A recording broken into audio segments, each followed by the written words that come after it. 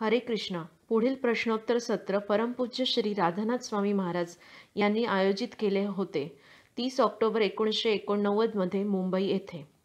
प्रश्न 1. तुम्ही परत कधी भारतात याल? परत येण्याची तुमची काय योजना आहे? I would like to come in 6 to 7 weeks. December. That is my plan. Man proposes, God disposes. मी 6व्या किंवा 7व्या आठवड्यात येईल, म्हणजे डिसेंबरमध्ये. ही माझी योजना आहे. मनुष्य प्रस्ताव ठेवतो आणि भगवंत तो उधळून लावतात. प्रभुपाद म्हणायचे की हा मनुष्य समाज योजना बनविण्याच्या व्यवसायाशी खूप आसक्त आहे. आपण आपल्या प्रयत्नांनी यश मिळवू शकत नाही. भगवंत आपल्या इच्छेनुसार आपल्याला प्रतिसाद देतात. पण सरतेशेवटी भक्तांना माहीत आहे की भगवंतांना माहीत आहे की आपल्यासाठी काय सर्वश्रेष्ठ आहे. असे म्हटले जाते की जेव्हा श्रीकृष्णांची कृपा आपल्यावर असते तेव्हा ते आपल्याला काय हवे ते देतात. पण श्रीकृष्ण जेव्हा सर्वाधिक कृपाळू असतात तेव्हा आपल्याला ज्याची गरज आहे ते देतात. बरेचदा आपल्याला ज्याची गरज असते ते आपल्याला नको असते. ही समस्या आहे. कधी कधी आपल्याला असे वाटते की आपल्याला जे हवे आहे त्याची आपल्याला गरज आहे आणि आपण खूप आसक्त होतो. पण भक्तीत खरे निरासक्त होणे म्हणजे केवळ आपली सर्व मालमत्ता देऊन टाकणे आणि लंगोट परिधान करून झाडाखाली राहणे आणि गृहस्थांच्या घरून भिक्षा मागून खाणे नव्हे. हे विरक्तीचे बाह्यरूप आहे. पण विरक्तीचा सार हा आहे की श्रीकृष्णांच्या इच्छेशिवाय दुसऱ्या कोणत्याही गोष्टीशी आसक्त असू नये. आपण केवळ आध्यात्मिक गुरूंच्या इच्छेशी आसक्त असावे आणि भगवंतांच्या इच्छेशी आणि शिवाय दुसऱ्या कोणत्याच इच्छांशी आपण आसक्त असू नये. हे सार आहे. ही वैराग्याची विरक्तीची परिपूर्णता आहे. प्रत्यक्षात काय आहे? अर्जुनाप्रमाणे भगवद्गीतेत त्याने त्याची कल्पना भगवंतांसमोर मांडली.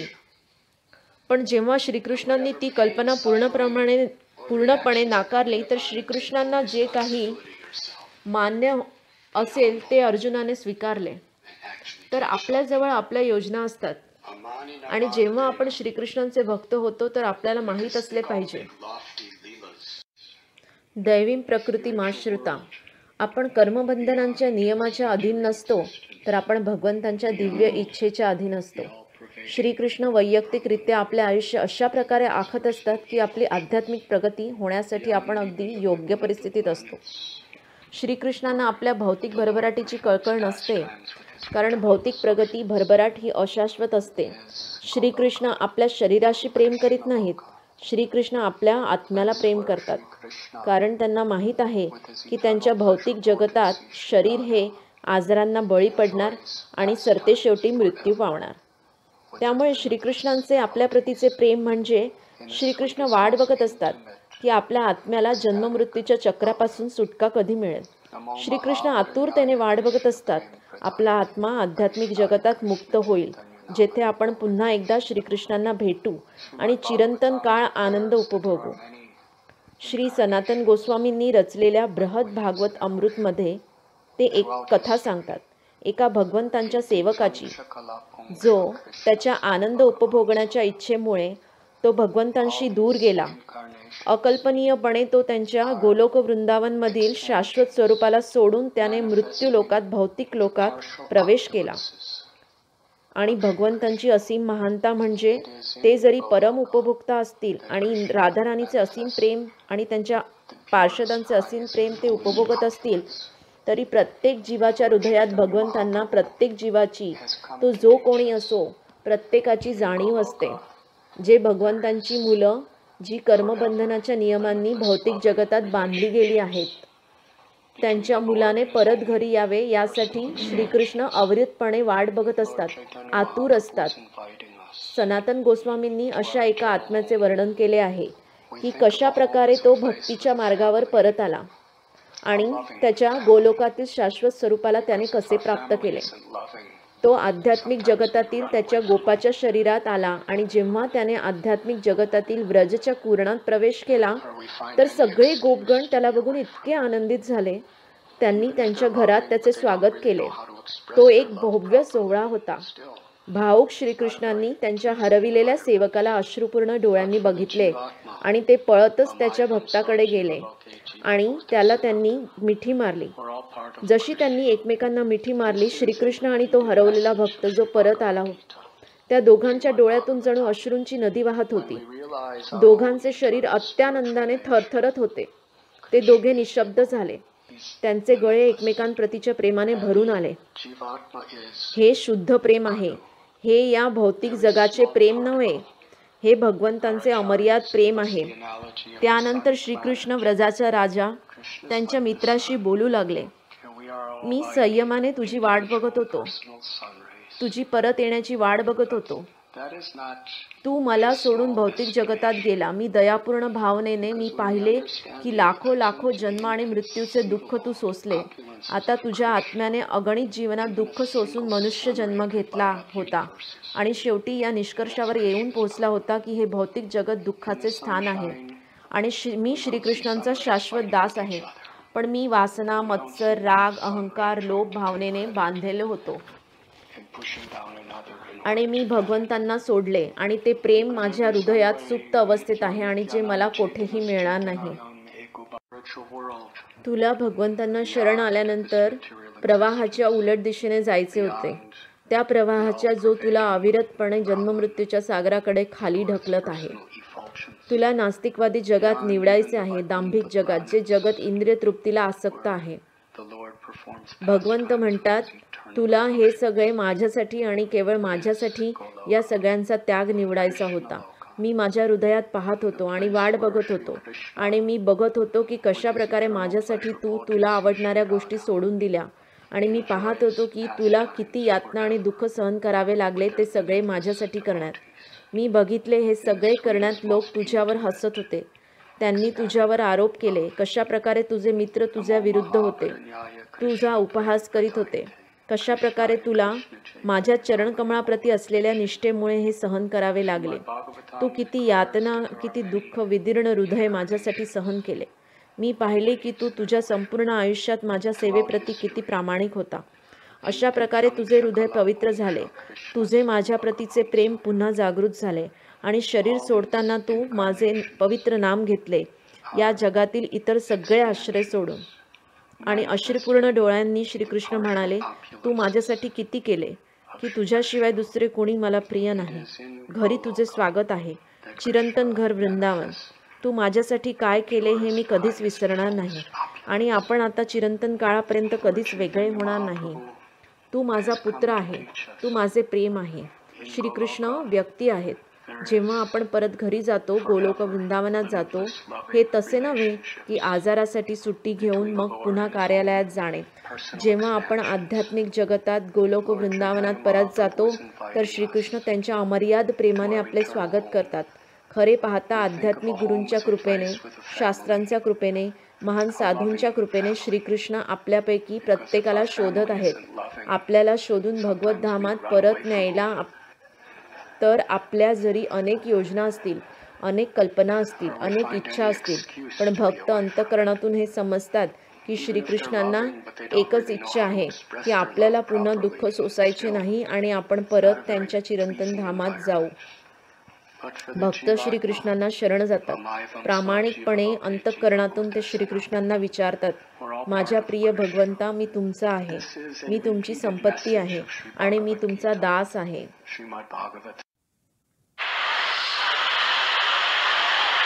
मारबीरा कोबी जाईच तुहा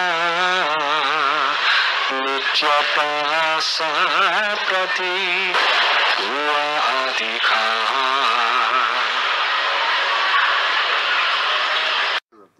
भक्तिविनोद ठाकूर प्रार्थना करतात, प्रिय भगवंता, जर तुम्हाला वाटत असेल तर तुम्ही मला जीवे मारू शकता किंवा तुम्हाला वाटले तर तुम्ही माझे रक्षण करू शकता.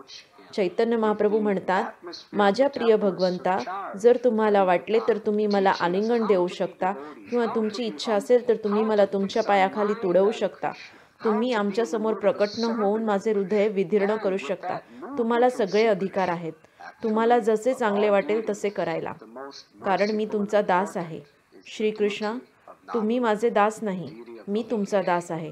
श्रीकृष्ण, तुम्ही माझी सेवा कशी करू शकाल हे विचारून विचारून मी थकलो आहे. जन्मांनंतर जन्म, जन्मांनंतर जन्म, प्रत्येक जन्मात आम्ही श्रीकृष्ण तुमची भीक मागतोय. मला हे द्या, मला ते द्या. तुम्ही माझी सेवा कशी कराल? आता मला कधीच तो प्रश्न विचारायचा नाही. मी तुमचा दास आहे. मी तुमची सेवा कशी करू शकतो? मला श्रद्धा आहे. मला तुमच्या प्रेमावर विश्वास आहे. त्यामुळे तुम्ही ज्या परिस्थितीत मला ठेवाल त्या परिस्थितीत राहणे मी स्वीकारणार आहे. तुम्ही मला समृद्धीत ठेवा, ऐश्वर्यात ठेवा, की मला भरपूर आयुष्य द्या, चांगली प्रकृती द्या, किंवा मला आजारपण द्या, की माझे हृदय तुम्ही पुन्हा पुन्हा विदीर्ण करा. तुम्ही मला वंचित ठेवा, किंवा माझ्याकडून सर्व काही काढून घ्या. माझ्या भगवंता, तुम्ही जे काही कराल ते तुमची अमर्याद कृपा आणि अमर्याद प्रेम म्हणून मी त्याचा स्वीकार करेल. त्यामुळे भक्त त्यांच्या आयुष्यात जे काही येईल ते भगवंतांची कृपा म्हणून स्वीकारतात. भक्त त्यांच्या किंवा तिच्या जीवनात जे काही येत आहे त्याचा स्वीकार करतात. ते विशेषतः वैयक्तिकरित्या भगवंतांनी हे योजले आहे आपल्याला आपल्या आध्यात्मिक जीवनात प्रगती करायला. याबद्दल शंका नाही, कारण ते सत्य आहे. आपल्याला ही श्रद्धा असलीच पाहिजे. सुसमीक्ष्यमानो भुञ्जान एवात्मकृतं विभागं मृद्भागपूर्वीय विदितं नमस्ते जीवेति मुक्तिपदे सदायवा. जीवनात जे काही येईल भक्त कृतज्ञ असतात, भक्त आनंदी असतात, भक्त आभारी असतात. त्यांना माहीत असते दुःख येणार. शत्रू जसे दिसतात तसे नाही. हे सगळे श्रीकृष्णांनी योजलेले आहे आपल्या अहंकारापासून आपले शुद्धीकरण करण्यासाठी. ही श्रीकृष्णांच्या दिव्य इच्छेनेच आलेली त्यांची कृपा आहे. त्यानंतर आपण सर्वोच्च मुक्ती म्हणजे भगवद्धामात परत जाण्यास पात्र उमेदवार होऊ. हा तुमचा प्रश्न होता ना, की मी कधी भारतात परत येणार आहे? प्रश्न 2. या भौतिक जगतातून आपल्याला मुक्ती देण्यासाठी श्रीकृष्ण प्रयत्नांची पराकाष्ठा यात भौतिक जगतात करीत आहेत. श्रीकृष्ण प्रयत्नांची पराकाष्ठा करून आपल्याला समस्या देत आहेत, जेणेकरून आपण त्यातून बाहेर पडू. ते आपल्याला दुःख देत आहेत, पण आपली ही सवय आहे की आपण हे ओळखत नाही, समजत नाही की त्या समस्यांद्वारे श्रीकृष्ण आपल्याला या भौतिक जगतातून काढण्याचा प्रयत्न करतात. आपण आपल्या मिथ्या अहंकाराने त्या समस्यांना सामोरे जाण्याचा प्रयत्न करतो आणि आपण त्यातून आपल्या पद्धतीने बाहेर निघण्याचा प्रयत्न करतो. आणि त्यावेळी आपण श्रीकृष्णांचे स्मरण करीत नाही. आणि त्यामुळे आपल्याला हे समजत नाही की भगवंतांच्या कृपेने आपण या समस्यांचा सामना करतोय. श्रीकृष्ण या समस्या देत आहेत, आपल्याला भौतिक जगतातून काढण्याचा प्रयत्न करीत आहेत. त्या परिस्थितींमध्ये त्या सगळ्या समस्यांनी श्रीकृष्ण प्रयत्नांची पराकाष्ठा करीत आहेत या भौतिक जगतातून आपल्याला बाहेर काढण्यासाठी. तरी सुद्धा हे समजण्यासाठी आपण असमर्थ आहोत. आता सकारात्मक दृष्टीने कसा विचार करायचा की ज्या काही समस्या येत आहेत त्या श्रीकृष्णांच्या इच्छेने येत आहेत आपले शुद्धीकरण करण्यासाठी. असा विचार नेहमी येत नाही, एकदा किंवा दोनदा येतो की ही श्रीकृष्णांची कृपा आहे. जेव्हा केव्हा जीवनात समस्या येतात आपण विचार करतो की मला त्या समस्यांना सामोरे जायचे आहे. आपल्याला त्यावेळी श्रीकृष्णांचे स्मरण होत नाही. उत्तर: तुम्ही सगळ्यांच्या वतीने प्रश्न विचारित आहात नाही का? ही श्रद्धा आपल्याला केवळ महान संतांच्या कृपेने मिळू शकते. आपल्याला केवळ त्या महान साधू संतांकडून ती श्रद्धा मिळवण्यासाठी इच्छुक असायला पाहिजे.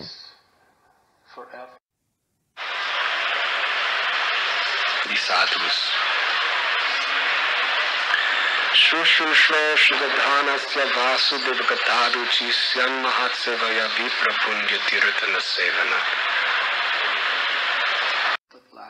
असे म्हटले जाते की महान भक्तांची सेवा करून महान सेवा केल्या जातात.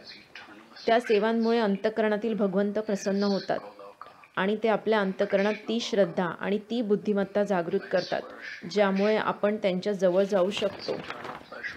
जेव्हा आपल्याला श्रीकृष्णांना समर्पित भक्तांचे आशीर्वाद मिळतात तर आपल्या अंतःकरणातील श्रीकृष्ण कृष्ण भावना देऊन, ती श्रद्धा देऊन त्या आशीर्वादाला प्रतिसाद देतात.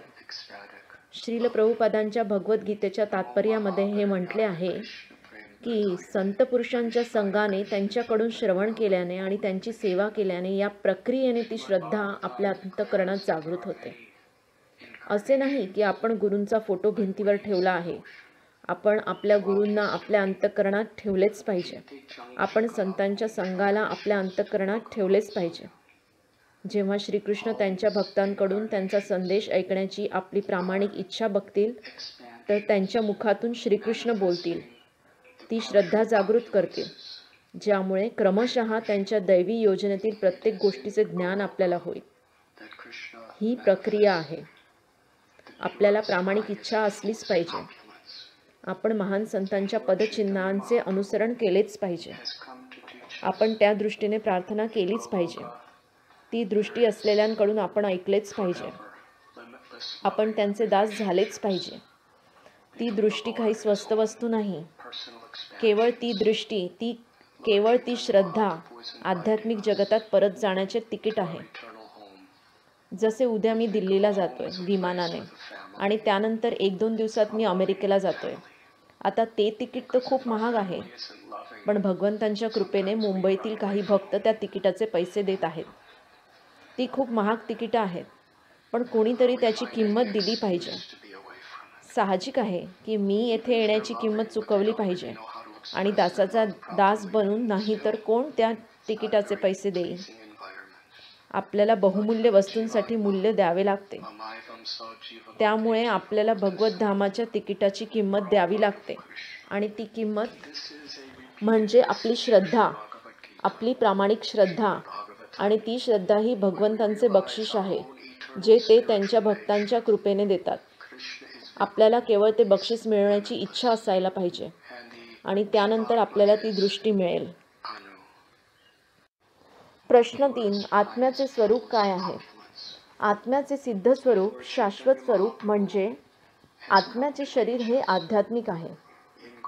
आपल्या आध्यात्मिक जगतातील आपले सिद्ध स्वरूप आपले गायीचे शरीर असू शकते, आपले कल्पवृक्षाचे शरीर असू शकते किंवा आपले श्रीकृष्णाच्या सेवकाचे शरीर असू शकते. आपले एका गोपाचे शरीर असू शकते, आपले श्रीकृष्णाच्या मातेच्या एका वयस्क गोपीचे शरीर असू शकते, आपले एखाद्या गोपीचे शरीर असू शकते. तसेच वैकुंठात नारायणाशी मिळते जुळते आपले स्वरूप असू शकते. केवळ लक्ष्मीदेवी असलेले सोनेरी धागा सोडून, जे केवळ नारायण भगवानच्या छातीवर असते, तर ते आपले स्वरूप असेल. पण जेव्हा आपण आपल्या स्वातंत्र्याचा दुरुपयोग करतो आणि या भौतिक अस्तित्वाच्या वातावरणात प्रवेश करतो, तर काय होते? सिद्ध स्वरूप किंवा सिद्ध देह, जे परिपूर्ण शरीर आहे, जे शाश्वत देह आहे, जे सच्चित आनंद आहे, ते शरीर शाश्वत आहे, ज्ञानाने भरपूर आहे आणि आनंदाने परिपूर्ण आहे. ते शरीर कोणत्याही भौतिक घटकांनी बनलेले नाही. ते शुद्ध आध्यात्मिक ऊर्जा आहे. आध्यात्मिक जगात आत्मा शरीरापासून भिन्न नसते. भौतिक जगतात आत्मा ही शरीरापासून भिन्न असते. तर जेव्हा आपण भौतिक जगतात प्रवेश करतो, तर ते शरीररूपी आत्मा सुप्त अवस्थेत जाते. ते प्रकट होत नाही आणि आत्मा एका केसाच्या टोकाच्या 10,000 भागापैकी एक एवढे स्वरूप घेते. तो सूक्ष्म आध्यात्मिक कण आपल्या शरीरातील चेतनेचे स्रोत आहे. हा तो सूक्ष्म कण आहे जो केसाच्या टोकाच्या 10,000 भागापैकी एक आहे. जे आपले अस्तित्व आहे ते म्हणजे बघणे, विचार करणे, जाणीव असणे, बोलणे, ऐकणे, चव घेणे आणि प्रेम करणे. पण जसजसे आपण शुद्ध होत जातो, आपण हे शरीर आहोत, जे अशाश्वत अज्ञानाने भरपूर आणि नेहमी वेदने अधीन असते, या मिथ्या अहंकारापासून आत्मा क्रमशः मुक्त होते. श्रीकृष्ण गीतेत म्हणतात, जन्म कर्मचने दिव्यम एवं योगिति तत्वता त्यक्तो देहम पुनर्जन्म नैति माम एति सोर्जुना. जो माझ्या जन्माचे आणि कर्माचे दिव्य स्वरूप जाणतो, तो देहत्याग केल्यानंतर या भौतिक जगतात पुन्हा जन्म घेत नाही. तर हे अर्जुन, तो माझ्या शाश्वत धामाची प्राप्ती करतो. जेव्हा तुम्ही श्रीकृष्णांप्रती प्रेम भक्तीद्वारे जागृत करता, तर तेव्हा तुम्ही ते विशिष्ट शरीर सोडता जे अटळ आहे आणि त्यानंतर शाश्वत आत्मा परत आध्यात्मिक जगतात त्याचे आध्यात्मिक शाश्वत शरीर प्रकट करते आणि तेथे तुम्ही श्रीकृष्णांसोबत चिरंतन काळ आनंद उपभोगता. गोपी या स्त्रिया आहेत, तर तुम्ही स्त्रिया आहात. अपराध नाही, पण तुमचे शरीर हे आध्यात्मिक जगतातील स्त्रियांचे विकृत प्रतिबिंब आहे. माझे शरीर हे आध्यात्मिक जगतातील गोपाच्या गुराखीच्या शरीराचे विकृत प्रतिबिंब आहे. या जगतातील वृक्ष हे गोलोक वृंदावनातील कल्पवृक्षाचे विकृत प्रतिबिंब आहे. ते स्वरूप येथे आहे, पण भगवंतांनी गीतेत म्हटले आहे, नथा भास्यते सूर्य यशा शंको न भावता. That the forms in वैकुंठातील स्वरूप हे ज्ञानाने भरपूर आणि प्रकाशाने ओतप्रोत आहे. ते केवळ अविनाशीच नाही तर ते स्वयंप्रकाशित आहे. पण त्या स्वरूपाचे विकृत प्रतिबिंब या भौतिक जगतात आहे. ते अशाश्वत आहे कारण ते अज्ञानाने पूर्ण आहे. ते स्वयंप्रकाशित नाही, तेजस्वी नाही. आध्यात्मिक जगतात सूर्य, चंद्र आणि विद्युत शक्तीला शब्द नाही. तेथे प्रत्येक गोष्ट स्वतःचा प्रकाश देते. आध्यात्मिक जगतात तुमचे शरीर हे स्वयंप्रकाशित असते. वीज गेली आणि आपल्याला या इमारतीतून बाहेर जायचे असेल तर गोंधळ उडेल. आपल्याला कदाचित या इमारतीतून कसे बाहेर निघायचे हे कळणार नाही. आपण सगळे एकमेकांवर आदळू आणि आपण पूर्ण चिंतेत असू, प्रकाश कुठे आहे, मेणबत्ती कुठे आहे. पण जर तुमचे शरीर हे आध्यात्मिक शरीर असेल तर या खोलीमध्ये अंधारात तुम्ही सगळे प्रकाशित करू शकाल. पण दुर्दैवाने तुमचे शरीर, माझे शरीर हे विकृत प्रतिबिंब आहे. ते प्रकाश देत नाही, ते काळोखाचा भाग आहे. तर हे रूप अगदी त्याच स्वरूपासारखे आनंददायी आहे, परंतु ते गुणात्मकदृष्ट्या पूर्णपणे भिन्न आहे. प्रश्न 4. आपण आपली परीक्षा कशी घेऊ शकतो की आपण आपल्या आध्यात्मिक साधनेत प्रामाणिक आहोत का? आपण कदाचित सगळी प्रवचनं ऐकत असू, कदाचित आपण भक्तांचा संगसुद्धा घेतो, कदाचित आपण विधीचे पालन करत असू, पण आपण कशा प्रकारे परीक्षा घेऊ की आपण आपल्या आध्यात्मिक साधनेत प्रामाणिक आहोत? उत्तर: परीक्षा ही आहे की आपल्याला जे आवडत नाही ते आपल्याला करायला सांगितले जाते आणि ते आपण करतो. अशा प्रकारे श्रीकृष्णांनी अर्जुनाची परीक्षा घेतली होती, नाही का? हा प्रक्रियेचा भाग आहे. आपली परीक्षा घेतल्या जाते. परीक्षेशिवाय, तपासून बघितल्याशिवाय आपल्याला कधीच कळणार नाही की आपण आध्यात्मिक जीवनात प्रगती करतोय का. परीक्षा ही आहे की श्रीकृष्णांची इच्छा आणि गुरुदेवांची इच्छा आपल्या इच्छेच्या आधी ठेवण्याची आपली इच्छा आहे की नाही. ती खरी परीक्षा आहे. तसेच परीक्षा ही पण आहे की आपण किती प्रमाणात पापमय जीवन जगणे आणि इंद्रिय तृप्ती सोडत आहोत. अलीकडेच मी अमेरिकेत होतो, तर एका भक्ताने मला विचारले की असे वाटते मला की मी इतक्या वर्षांपासून एक भक्त म्हणून काहीच आध्यात्मिक प्रगती केली नाहीये.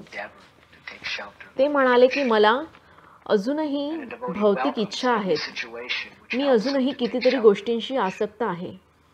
मी का बरं काही प्रगती करू शकलो नाही? तर आम्ही त्यांना विचारले, तुम्ही भक्त होण्याआधी काय तुमची मूल्ये होती, नीतिमूल्ये होती, आणि आता तुमची नीतिमूल्ये काय आहेत? तुम्ही आधी कशाला महत्त्व द्यायचे आणि आता कशाला महत्त्व देता? त्याने विचार केला की आधी माझी मूल्ये होती की मला सिनेमा बघायला आवडायचे, नशा करायला आवडायचे, मैत्रिणी करायला आवडायचे, हे ते मला सांगत होते. मला मांस खायला आवडायचे. मला जे वाटेल आणि जेव्हा वाटेल ते मी करायचो. मला श्रीमंत आणि प्रसिद्ध व्हायचे होते. मी म्हटले, आता तुम्हाला काय वाटते? आता पण मला त्या गोष्टींची इच्छा आहे, पण मला त्या इच्छा नको आहेत. मला त्या इच्छा सोडून द्यायच्या आहेत. मी त्या गोष्टींसाठी असलेली इच्छा सोडली नाही आहे, पण त्या इच्छा करण्याची इच्छा मी सोडून दिली आहे. त्यामुळे मला त्या इच्छा आता नाही. मला खरंच श्रीकृष्णांवर प्रेम करायचे आहे, पण मी करू शकत नाही. ही आध्यात्मिक प्रगती नाही का? तुमच्या जीवनातील मूल्यांचे स्वरूप पूर्णपणे बदलले. तर आपल्या हृदयात शोधणे आणि यादी बनवणे हा दुसरा मार्ग आहे की माझ्या जीवनात माझी नीतिमूल्ये काय आहेत, माझ्या खऱ्या इच्छा काय आहेत, मी कशासाठी प्रयत्नशील आहे. प्रश्न 5. पण आध्यात्मिक प्रगती एकसारख्या गतीने चालत नाही. 2 महिन्याआधी त्याची पातळी खूप उंच होती, त्यानंतर ती कमी झाली आणि पुन्हा वाढली. कशा प्रकारे गती एकसारखी ठेवायची? उत्तर: ते कधीच होणार नाही. ते कधी आपल्या आकलन शक्तीप्रमाणे एकाच पातळीवर असणार नाही. जोपर्यंत आपली आत्मा शुद्ध होणार नाही, आपले मन आणि इंद्रिय शुद्ध होणार नाही. व्यवसायात्मिका बुद्धी रेकेह कुरुनंदन बहुशाखा ह्यनंताश्च बुद्ध्यो व्यवसायिनाम. श्रीकृष्ण गीतेत सांगतात जे या मार्गावर असतात त्यांची बुद्धी दृढनिश्चयी असते आणि त्यांचे ध्येयही एक असते. हे प्रिय कुरुनंदन, जे डळमळीत वृत्तीचे असतात त्यांच्या बुद्धीला अनेक फाटे फुटलेले असतात. तर जोपर्यंत आपण महात्म्यांचे उपदेश स्वीकारण्यास स्थिर असू, जोपर्यंत आपण महात्म्यांच्या उपदेशाचे स्थैर्याने पालन करीत आहोत आणि स्थैर्याने सेवा करतोय आणि आपल्या हृदयात आपण कृष्ण भावनामृतासाठी इच्छा जोपासतोय, तर आपल्याला माहीत आहे की हे सत्य आहे की आपण प्रगती करतोय. जसे कधीकधी आपण जप करतो तर आपण खूप आनंद अनुभवतो आणि कधीकधी आपण हरे कृष्ण जप करतो आणि आपण दुःख अनुभवतो. ती अक्षरशः पूर्ण जगातील शेवटची गोष्ट आहे जी आपण करू इच्छितो. कसेही करून मला हा जप संपवायचा आहे, जेणेकरून मी दुसरे काही करेल, काही पण हे नाही. 16 माळा 2 तास, हे भगवान, कसेही करून मला हे संपवायचे आहे. आणि एखाद्या दिवशी आपल्याला असे वाटते, बरोबर आहे ना, दुसऱ्या दिवशी आहा मी बाबाजी का नाही होत, आणि एका दिवसात 150 माळा जप का नाही करत, किती मधुर, किती छान. दुसऱ्या दिवशी आपल्याला केवळ झोपायचे असते आणि आपण माळा करताना विचार करतो की मला कधी झोपायला मिळू शकेल. हे असे नाही का? मला 10 माळा जप करायचा आहे, मला कितीतरी 1000 अक्षर कसेही करून जप करायचा आहे. आणि दुसऱ्या दिवशी आपण संन्यास स्वीकारायला तयार असतो, बरोबर आहे ना. दुसऱ्या दिवशी तुम्ही विचार करता की पूर्वी किती चांगले होते, तुम्ही एकापेक्षा जास्त पत्नीचा स्वीकार करू शकायचे आणि आता केवळ एकच पत्नी. आणि दुसऱ्या दिवशी तुम्ही विचार करताय गुरु बनण्याचा. तर आपल्यापैकी किती जण आध्यात्मिक प्रगती करू शकतात? आपण पूर्ण प्रामाणिकतेने आपल्या क्षमतेत आपण 16 माळा जप करतोय. आपल्याला जप करायला आवडत असेल किंवा नसेल, आपण पूर्णपणे मायेच्या आहारी गेलो असू किंवा पूर्णपणे श्रीकृष्ण लीलेत तल्लीन असू, प्रत्येक क्षणी भौतिक जगतात त्रिगुण आपल्यावर वेगवेगळ्या प्रकारे प्रभाव टाकत असतात. जोपर्यंत आपण शुद्ध स्तरावर नाही, दिव्य स्तरावर नाही, तोपर्यंत. तर आपण आता आध्यात्मिक प्रगती करतोय जेव्हा आपण आपल्या प्रतिज्ञेप्रमाणे ज्या आपण घेतलेल्या आहेत त्याप्रमाणे प्रामाणिकपणे आपण जप करतोय. आपल्याला आपल्या बुद्धी इंद्रियाने कळू शकणार नाही, पण आपल्याला आपल्या गुरु आणि श्रीकृष्णांच्या सेवेत स्थिर राहण्याच्या दृढ निश्चयाने आपल्याला कळू शकते. तुम्हाला कळले का? प्रश्न 6. कधी कधी महाराज आपण जप करत असतो, रोज 16 माळा जप करतो, पण भौतिक आसक्ती पण वाढत राहतात. तर त्यावेळी आपण आध्यात्मिक जीवनापासून दूर जात असतो की आपण आध्यात्मिक जीवनाकडे जात असतो? उत्तर: हो, कधी कधी तसे होते. आपण श्रीकृष्णांकडे जातोय. जोपर्यंत आपण साधू आणि गुरूंच्या उपदेशानुसार प्रामाणिकपणे जप करण्याचा प्रयत्न करतोय, आपण आध्यात्मिक प्रगती करतोय, आपल्याला काहीही वाटले तरी. हरिनाम हे अग्नीसारखे आहे आणि आपली चेतना ही अशुद्धतेने भरलेले लोणी आहे. आता जेव्हा आपण लोणी अग्नीवर ठेवतो तर अशुद्धतेचे काय होते? अशुद्धता पृष्ठभागावर येते आणि जशी ती मिसळते, आपण अशुद्धता आणि तुपामध्ये फरक करू शकत नाही. आपण फरक करू शकत नाही, ते सगळे मिसळलेले असते.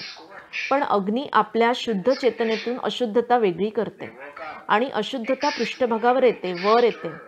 आपण ती अशुद्धता बघू शकतो. तुम्ही कधी घी बनवण्याचा प्रयत्न केलाय का? जेव्हा आपण बघतो अशुद्धता वर येते, तेव्हा तळ असा दिसतो की त्यात खूप अशुद्धता आहे. भयंकर तपकिरी पदार्थ वर येतो आणि आपल्याला तो बाहेर काढत राहावा लागतो. तो शुद्धीकरणाचा भाग आहे. शुद्ध होण्याच्या आधी ते कधीच नव्हते इतके अशुद्ध दिसते. तसेच आपल्या हृदयात इतक्या पापी इच्छा आहेत. जेव्हा आपण हरे कृष्णाचा जप करायला सुरुवात करतो, त्या सगळ्या पापी इच्छा ज्या पूर्णपणे आपल्या चेतनेत गुरफटलेल्या आहेत, सूक्ष्म स्तरावर वर पृष्ठभागावर यायला सुरुवात करतात. आणि तिथे काय आहे ते आपण पहिल्यांदाच बघतो. भयंकर आहे. आपण बघतो जेव्हा आपण जप करतो तर हे असे नाही की जास्तीत जास्त भौतिक इच्छा आपल्या हृदयात येऊ लागतात. आपल्या हृदयात त्या आधीच आहेत. लाखो करोडो अब्जो भौतिक इच्छा आहेत. आपल्याला त्यातील केवळ कणाची जाण असते. जर आपण आपल्या चेतनेतील सर्व काही बघू शकलो तर आपण उलटी करू. आपला कदाचित मृत्यू होईल. आपल्याला मोठा धक्का बसेल. आपण विचार करू की हा मी आहे. पण आपल्यापैकी प्रत्येक जण असा आहे. आपल्या हृदयात असलेल्या पूर्ण इच्छांपैकी केवळ अतिशय लहान कणाचे आपण अन्वेषण करतो. जेव्हा आपण हरे कृष्णाचा जप करतो, सगळ्या इच्छा बाहेर यायला सुरुवात होतात. आपण त्या बघायला लागतो आणि हे भगवंता, हे तर कधी नव्हे इतके भयंकर आहे.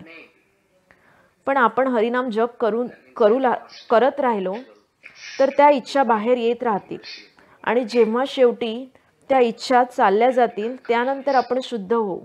त्यानंतर आपण खऱ्या शांतीचा, खऱ्या आनंदाचा अनुभव घेऊ शकू आणि सगळ्यात चांगले म्हणजे श्रीकृष्णांना आनंद होईल.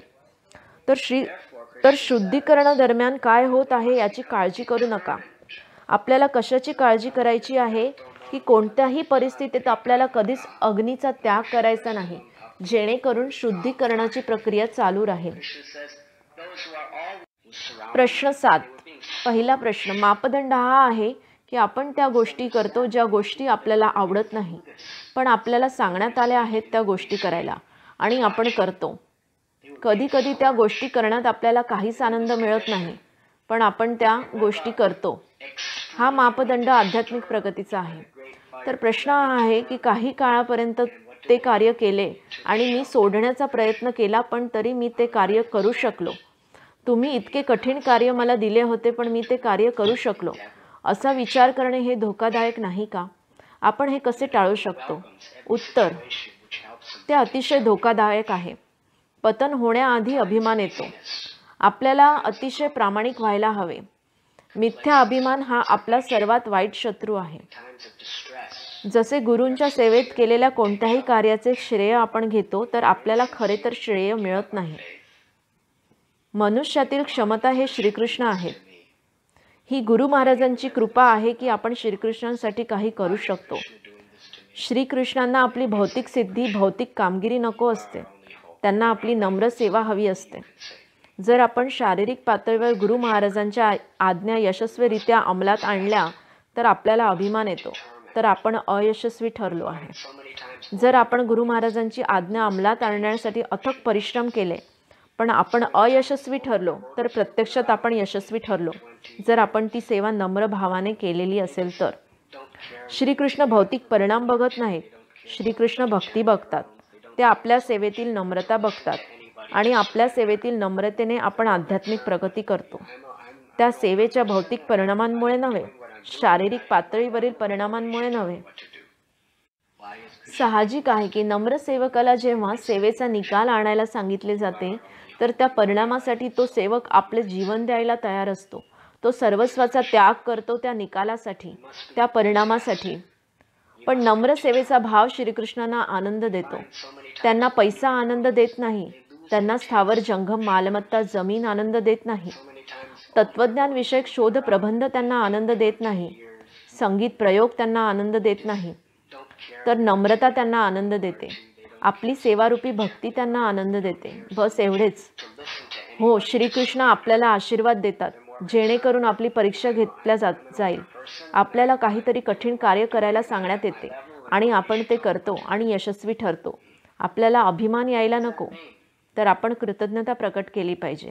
आपण ही भावना जोपासली पाहिजे. आपण आत्यंतिक कृतज्ञता प्रकट करायला पाहिजे की गुरु महाराजांच्या कृपेने त्यांनी आपल्या शुद्धीकरणासाठी आपल्याला ही तपस्या करण्याची परवानगी दिली. आपल्याला अभिमान यायला नको की बघा, माझ्या शुद्धीकरणासाठी मी ही तपस्या केली. एक अज्ञान आहे, एक ज्ञान आहे. अप्रामाणिक भक्त अभिमानी होतो त्या परिस्थितीत आणि प्रामाणिक भक्त कृतज्ञता व्यक्त करतो त्याच परिस्थितीत. प्रल्हाद महाराजांसारखे श्रीकृष्णांनी त्यांची कशी परीक्षा घेतली आणि प्रत्येक परीक्षेत ते कसे उत्तीर्ण झाले, पण त्यांना कधीच वाटले नाही की बघा मी किती प्रगत भक्त आहे. या सगळ्या परीक्षा उत्तीर्ण होण्याची माझी कशी इच्छा होती. बघा, मी संपूर्ण जगाचा राजा होऊ शकलो असतो, पण त्याऐवजी मी मानवजातीच्या इतिहासातील सर्वात वाईट परिस्थितींचा सामना केला. भगवंतांनी माझी परीक्षा घेतली आणि मी परीक्षेत उत्तीर्ण झालो. प्रल्हाद महाराजांना असे वाटले नाही. ते म्हणाले, हे माझ्या भगवंता, ही सगळी माझ्या गुरु महाराजांची कृपा आहे की मी तुमच्या चरणकमळांचा आश्रय मिळवला. मी या जीवनातील सगळ्या कठीण परिस्थितीत तुमचा निष्ठावान, तुमचा विश्वासू राहू शकलो. त्यामुळे धन्यवाद श्रीकृष्ण, धन्यवाद गुरु महाराज. हे केवळ तुमच्या कृपेने झाले. अशा प्रकारे प्रल्हाद महाराज भगवान नरसिंहांची प्रार्थना करीत होते. बायबलमध्ये एक कथा येते जॉबची. जॉब हा खूप पुण्यवान आणि धार्मिक होता. ही खूप मोठी कथा आहे. मी संक्षिप्त करून सांगतो. एक दिवस काही देवदूत भगवंतांना भेटायला आले. हे जुन्या करारात वर्णन केले आहे. त्यांच्यासोबत सटन नावाचा एक दानव सुद्धा आला आणि तो सांगत होता की जॉब किती चांगला भक्त आहे. आता जॉब खूप श्रीमंत होता. त्याच्याजवळ हजारो उंट होते, हजारो शेळ्या होत्या. त्याला 10 पुत्र होते. सगळे तरुण होते, शक्तिशाली, सुंदर, शिक्षित होते.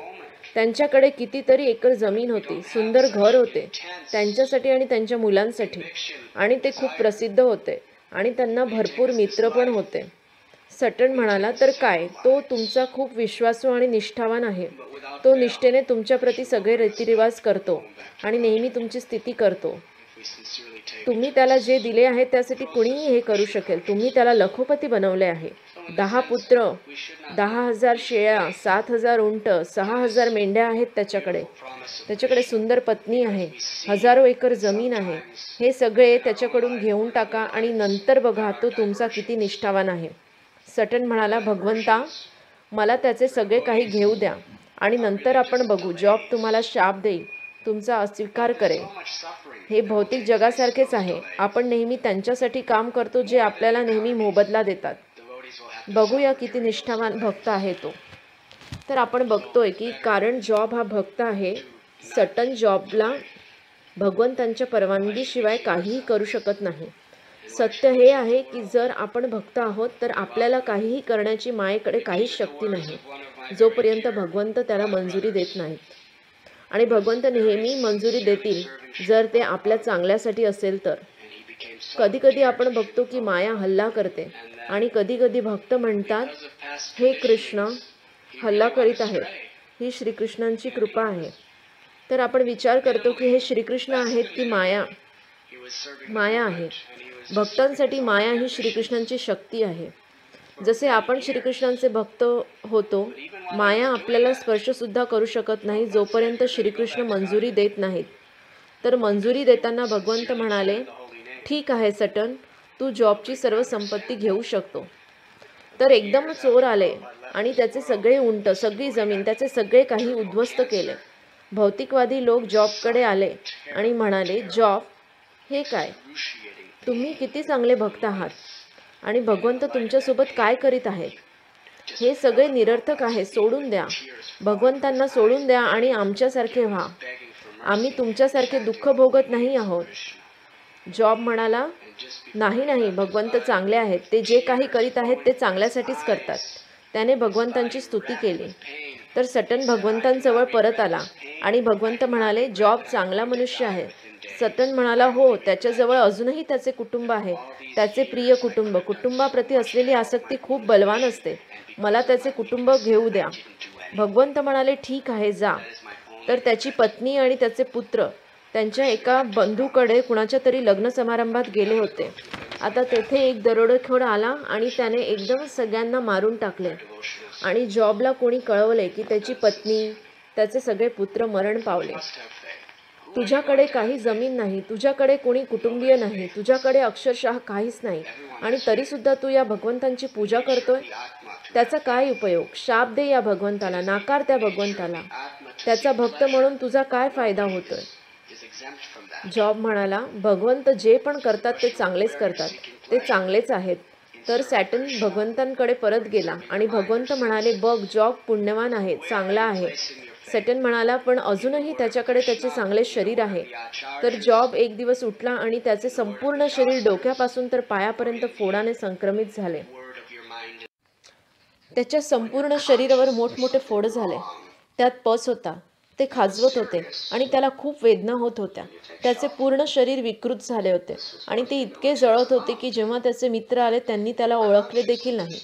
जॉब जमिनीवर पडला होता आणि रडत होता. तो रडण्याशिवाय दुसरे काहीही करू शकत नव्हता. तो इतक्या वेदनेत होता की ते अवर्णनीय आहे. जॉब म्हणू लागला, मी का दुःख भोगतोय? मी काहीच चूक केली नाही. मी एक चांगला भक्त आहे. भगवंतांनी अशा कितीतरी गोष्टी माझ्यासोबत केल्या. मी न्यायपूर्ण मनुष्य आहे. मी नीतिमान, सदाचरणी, पुण्यवान मनुष्य आहे. मी अशा प्रकारे दुःख का भोगतोय? ती माणसं जी त्याला भेटायला आली होती ती एकानंतर एक म्हणत होती की जॉब भगवंत चांगले नाहीत आणि जॉबला त्याच्या पुण्याईचा, त्याच्या धार्मिकतेचा, त्याच्या भक्तीचा इतका अभिमान होता. तो जरी भगवंतांना शाप देत नव्हता, तो भगवंतांना नाकारत नव्हता, तो इतका अभिमानी होता की त्याला वाटत होते की त्याच्यासोबत असे होणे योग्य नाही, कारण तो भगवंतांचा चांगला भक्त आहे.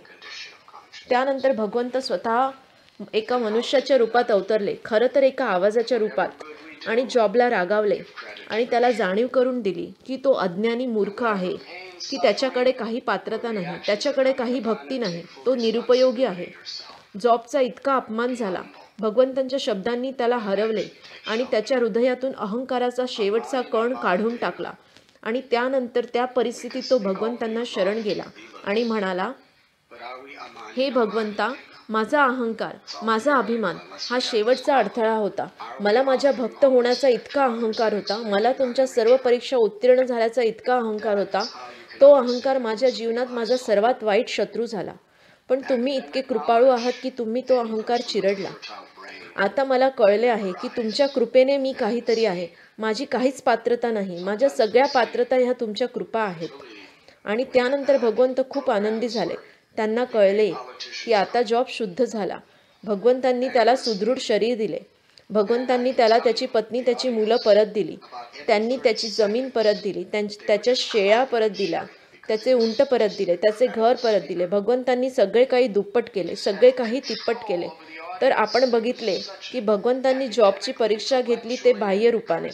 अंतर्गत भगवंतांना माहीत होते की त्याच्या हृदयात अजूनही अहंकार आहे, धार्मिक शुद्धतेतील अहंकार.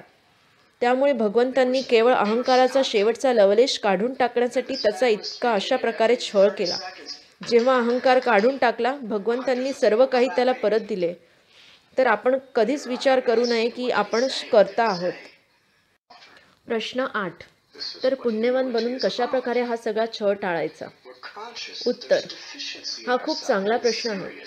शेवटी आपण श्रीकृष्ण जे देतात ते स्वीकारण्यासाठी इच्छुक असले पाहिजे. आपण दासानुदास बनून नम्रता जोपासली आणि दुसऱ्यांमधील चांगला भाग बघणे आणि दुसऱ्यांमधील दोष बघण्याचे टाळणे हे शिकले पाहिजे. जेव्हा आपण आपल्या स्वतःच्या गुणाबद्दल ऐकतो आणि बोलतो तर आपण तिरस्करणीय होतो.